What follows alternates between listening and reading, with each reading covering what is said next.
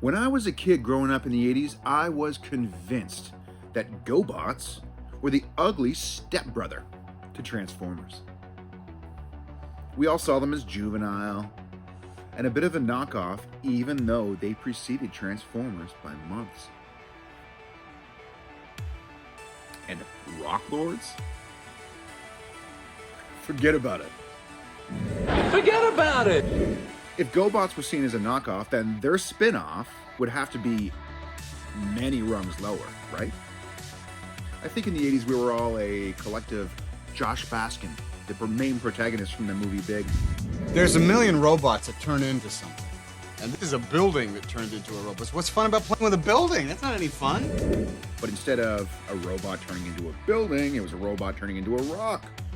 A rock? I don't need a rock. I got plenty of rocks. But everybody grows up.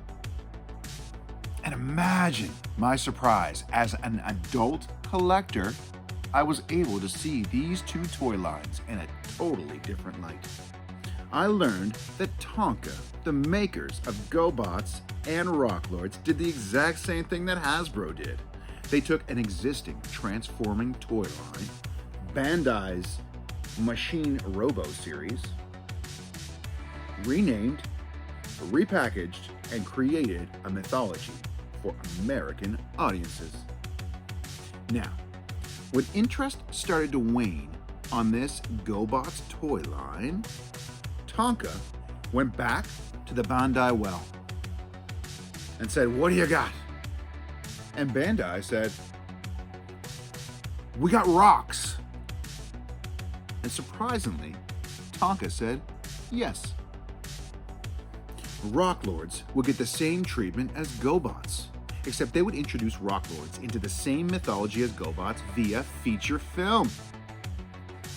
GoBots and the Battle of the Rocklords was a 1986 feature film produced by Hanna-Barbera Productions. It starred Margot Kidder and Roddy McDowall. There's not much to say about the film, except it was not received well. And it did not perform well either. It's also not good. Not good then, not good now. And I love Rocklords. That being said, it can be found on YouTube in its entirety if you want to decide for yourself. One good thing did come out of the movie, though, in my opinion: the toys. But for the most part, kids of the 80s disagreed, and the Rocklords toy line did not fare well. And after just a few waves, they were canceled. Although in Australia, they had a bit more legs, stemming from the Machine Men comic series. In 1991, Tonka was acquired by Hasbro.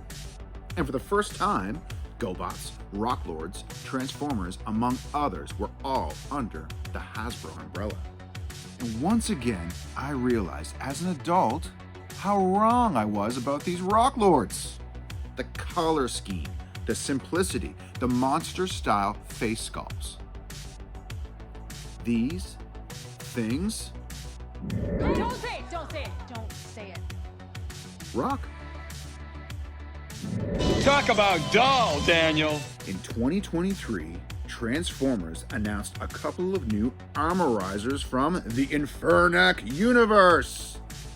The term Infernac, though, was a bit of a surprise. It had come from an existing toy line from the 80s called Inhumanoids that Hasbro had acquired as well. They were very similar to Rocklords. It seemed like we were getting a Rocklords homage, and there was a buzz in the air, along with some confusion. Transformers designer Mark Mayer professed himself a Rocklords fan and was excited to pay tribute.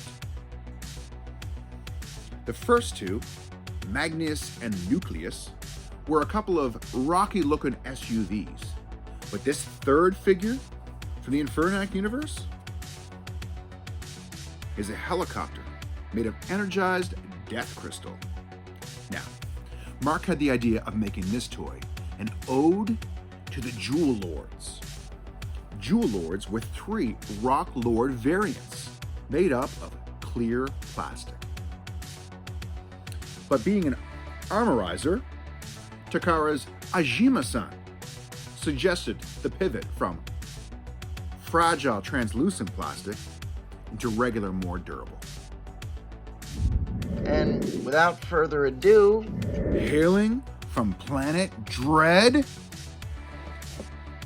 this is Shard. Is she the ultimate Rock Lord homage? Let's find out. Guys, let's get it.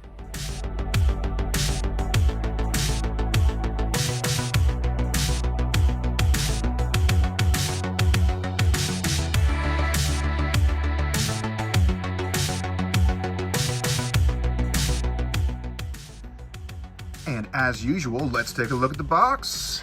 There's Shard staring us in the eye, her evil self. Now the rotor's moving on her helicopter mode. Very cool, very rocky. hey Rocky, We got our usual 40th anniversary goodies on the side. We'll be missing that pretty soon.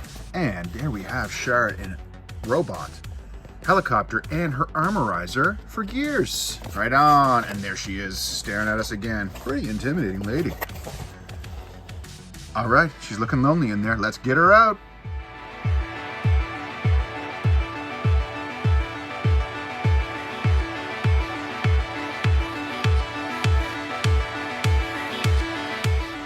Here is Shard. And first impressions on Shard is I just love the colors. The colors are wonderful. I love the alternating yellows and greens. The way they go up and mirror around it. Really cool. I absolutely love the texture, the actual texture of the rock formed crystals, the death crystals, if you will.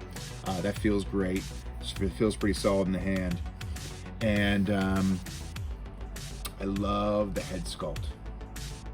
It's very cool. And there's, I'll do some comparisons later on, but there's some, it's reminiscent of some Rock Lords.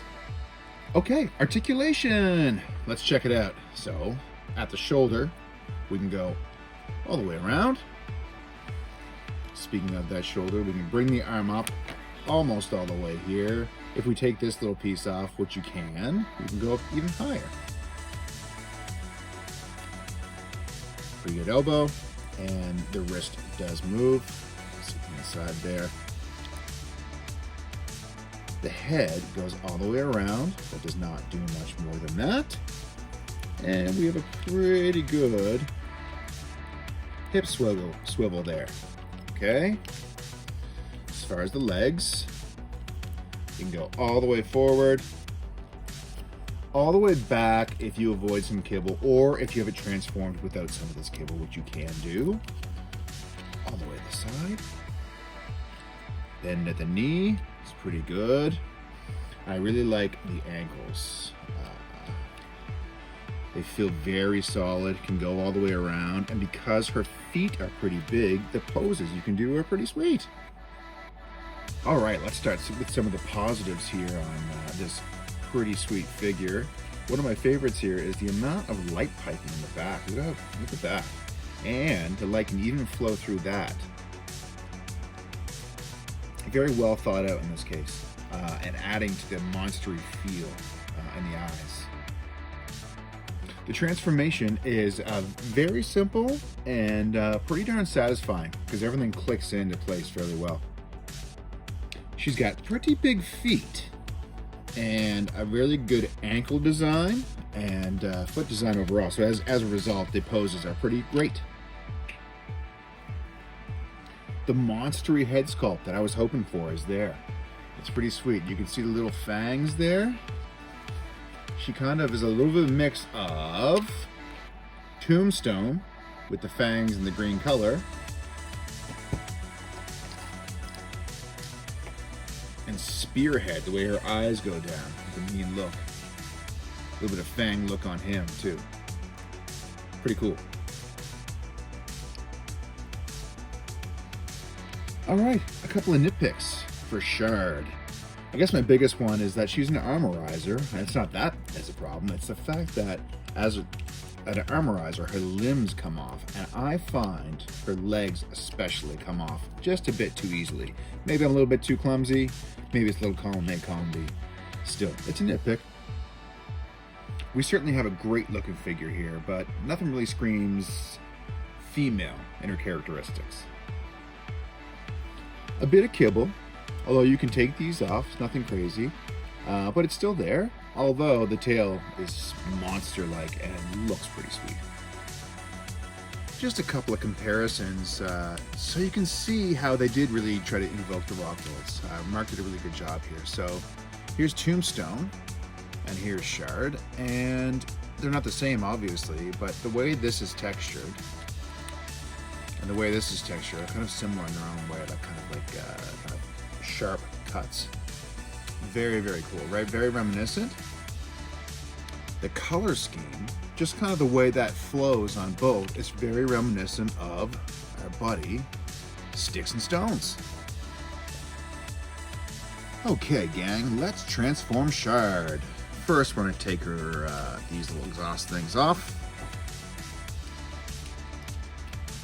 Alright, now let's open up the sides here. Okay, I'm going to grab this piece and bring it up. You'll have to kind of finesse it around these things. There we go. Beautiful.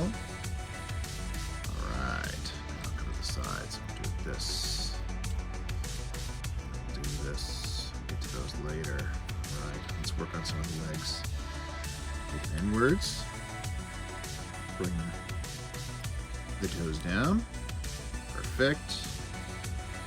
You're gonna clip those right in. Wonderful. Take this double joint down and bring it like this. Now we're going to bring the arms up. This whole panel. You should be able to just maneuver it in. The first couple times I did it, it was hard. Let's go to the other side so we can give it a good squeeze. Just get in there.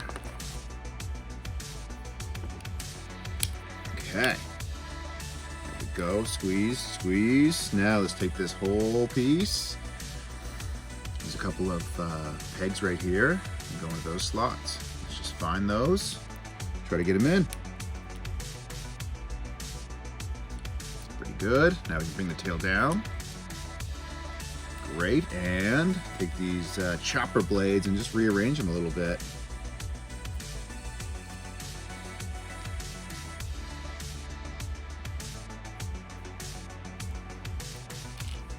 And there's Shard. Well, all right, you take it back. Let's do the opposite. Take the repeller blades. Just maneuver them down a little bit. Why not? This is the way I like to do it. Perfect. Now we'll take this whole section down. Great. Put the tail right up in between. Oh, the tail won't go up yet because I haven't done that. All right, so take this whole section down. Sorry, the whole double joint right here.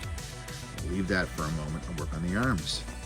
Kind of hard to get out of there. You just gotta give them a yank. There we go. Now we can kind of cobble the body back together. Bring this down.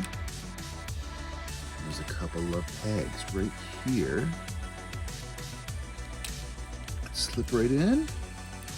Slip right in. Now there's a peg right here as well, and we're gonna push it right up there until we hear a click. Didn't hear the click yet. There it is. Awesome. Legs, undo them. Bring them to the front. Boom. Bring them to the front. There we go. We got a couple of angles here, guys. Now we can do what we want to the tail. I like the fact that you can bring the tail out and it kind of locks these kind of things in place. And there's Shard. Alright guys, final thoughts on Shard. Shard is a good legacy figure with above average articulation. She has a really cool look and a really cool alt mode as well. A simple transformation. And it really does invoke Rock Lords within the Transformers parameters in many ways.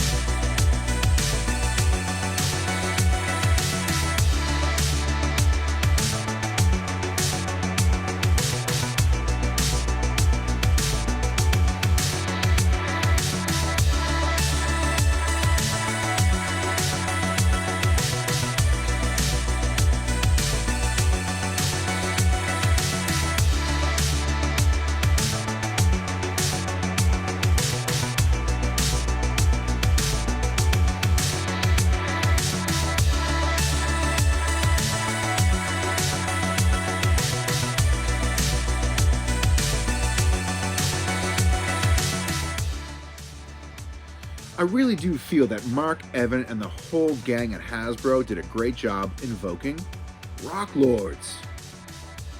But it doesn't quite scratch the itch for me. Part of me wishes we could get a new modern take on Rock Lords. Maybe some extra articulation, a deeper transformation, whether it's a new character or based on some existing characters like Slimestone, Nugget, or Brimstone. Be pretty cool. Although, I might be the only one to buy these things, and that's why they don't exist. But what do you guys think? Would you buy a modern take on a Rock Lord that simply just turns into a rock? Did you like Rock Lords in the 80s? Did you appreciate Rock Lords later on like I did? Let me know in the comments. And if you like what you saw today, please give this video a like and subscribe to my channel. It means so much, guys. And I'll see you next time on Dan's Vintage Toy Chest.